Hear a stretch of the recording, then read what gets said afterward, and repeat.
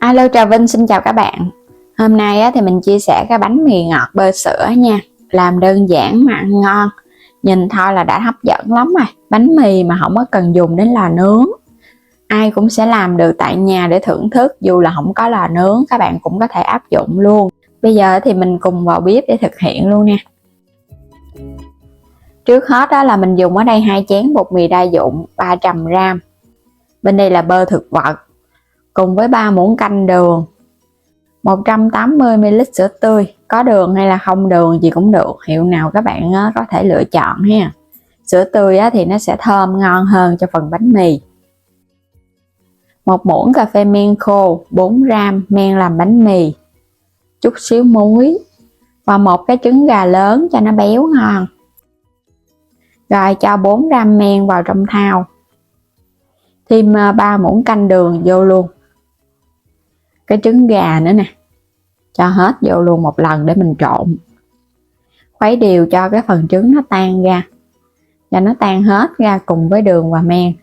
Men này là loại men ngọt làm bánh mì, các bạn có thể bấm vào góc trái video mình để xem sản phẩm đó, bấm lựa chọn mua ủng hộ mình ha. Rồi 180ml sữa tươi cho hết vô thau luôn. 300g bột mì đa dụng 2 chén ăn cơm mình cũng cho hết vô. Thêm chút xíu muối vô sau cùng. Rồi trộn đều tất cả lên, cho cái phần bột này nó ngấm đều phần nước. Cái bánh mì ngọt này là phải làm bằng sữa tươi nó mới ngon, còn các bạn làm bằng nước thì nó sẽ giảm độ ngon ha, cũng như là cái độ xốp có bơ nữa thì nó thơm hơn nữa. Mình sẽ lấy ở đây cái phần bơ thực vật 1 muỗng cà phê vung đi, cho hết vào trong phần bột để mình trộn, mình nhồi luôn. Bánh mì bơ là phải có bơ này giúp cho bánh mì của mình nó thơm ngon.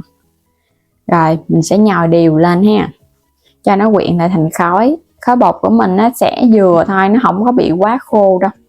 Nếu mà khô quá ra cái bánh nó cũng giảm độ nở xốp Làm bánh mì cũng giống như làm bánh bao, bột phải hơi ẩm ẩm, còn mà các bạn thích nó nở nhiều hơn là bột rất là mềm.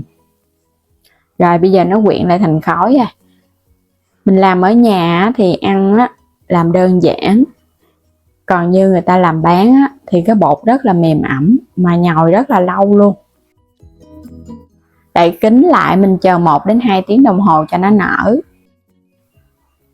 Sau 2 tiếng bây giờ mình sẽ lấy bột ra nha, nó nở gấp đôi lúc ban đầu mới được. Còn nếu mà nó chưa nở là các bạn cứ để yên, hoặc là nếu mà nó không nở nữa thì xem lại phần men, coi chừng men nó bị chết hết hoạt động Mình sẽ lấy chút xíu bột khô, gập nó lại ở bên dưới cái tấm thảm bột. Cái miếng này là nó miếng chống dính, bột nó sẽ không có bị dính. Nếu các bạn có muốn mua thì bấm vào góc trái video lựa chọn sản phẩm mua nha. Phủ chút xíu bột áo thôi, đừng có nhiều quá bánh nó cũng khô lắm. Mình chia bột, sau đó mình lận từng viên để cho cái phần da bên ngoài nó láng vậy nè, vo cho nó tròn lại. Mình làm vậy chút xíu tạo hình ra cái bánh nó mới láng bóng.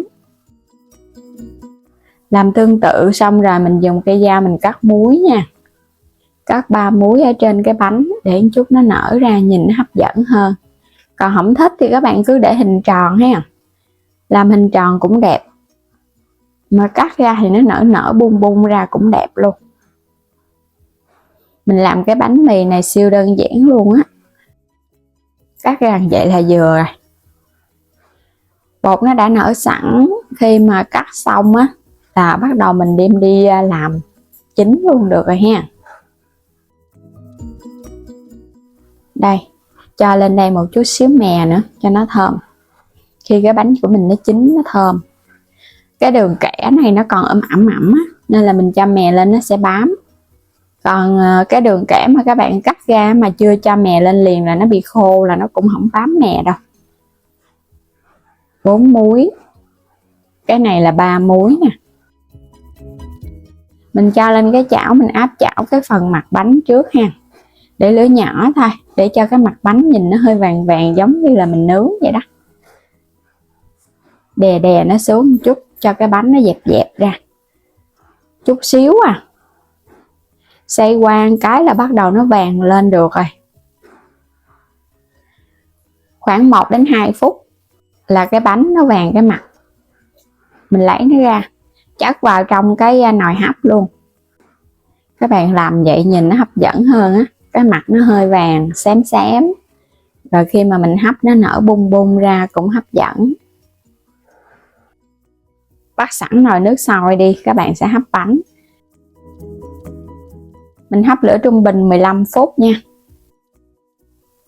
Đủ thời gian là bánh nó chín mình tắt bếp luôn. Wow, thơm quá chừng. Bánh nở nè, nhìn hấp dẫn quá chừng ha. Bánh mì tròn bơ sữa, nhìn giống y như các bạn mới nướng ra vậy đó, nhưng mà không có thể ngờ đây là bánh hấp. Bánh hấp thì nó xốp mềm ngon hơn bánh nướng nha, tại vì nó có hơi ẩm của nước á. Đây, quá trời ngon. 4 cánh đây, nó nở ra nè. Mình dùng chỉ là men, không có bột nở, nên là cái độ nở của bánh nó cũng vừa, chứ không phải là nó nở tới phình ra. Còn các bạn có thêm bột nở thì nó sẽ nở phình ra luôn. Nhưng mà mình thấy ăn men nó sẽ tốt hơn, tốt cho đường tiêu hóa, khỏi cần phải bột nở. Bên trong rất là xốp luôn, xốp mềm đặc ruột. Mình làm cái kiểu này là cái kiểu bánh mì đặc ruột á. Nó mềm mềm xốp xốp nhưng mà nó cũng hơi nặng nặng tay, tại vì cái phần ruột ở bên trong nó nhiều nè. Làm từ sữa rồi có thêm trứng gà nữa lên bánh rất là béo thơm. Có sữa tươi, nó cũng có cái mùi vani ở trong rồi nên mình không có cho thêm vani. Ngon lắm, độ ngọt mình thấy cũng đậm đà nha. Nếu các bạn ăn mà không thích ăn ngọt đó thì giảm đường lại. Còn thích ăn ngọt giống như mình vậy thì dùng 3 muỗng canh đường. Nó có độ ngọt đậm đà vừa ăn chứ không có quá ngán đâu. Bánh mì ngọt á, mà ăn lạc lạc quá thì nó cũng dở ẹt à. Phải ngọt ngọt nó mới ngon. Bánh mềm xốp bông, đơn giản, dễ thành công lắm. Làm lần đầu các bạn đã có bánh mì ngon tại nhà, không có cần dùng lò nướng. Ai cũng sẽ có được bánh ngon cho cả nhà thưởng thức.